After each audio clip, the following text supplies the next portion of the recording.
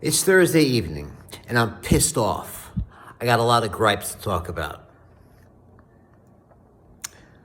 I don't know what's going on with my wife's MRI. The healthcare industry, it sucks.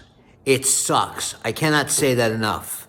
You people in the healthcare industry, not everyone, but for the most part, you suck. You ought to be ashamed of yourself for going into medicine.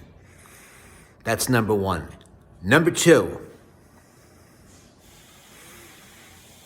these agencies for TikTok, disappointed in them. Not helpful. Not helpful. I don't recommend them. Okay? If my wife has a problem with that, I'm sorry, but that's the truth.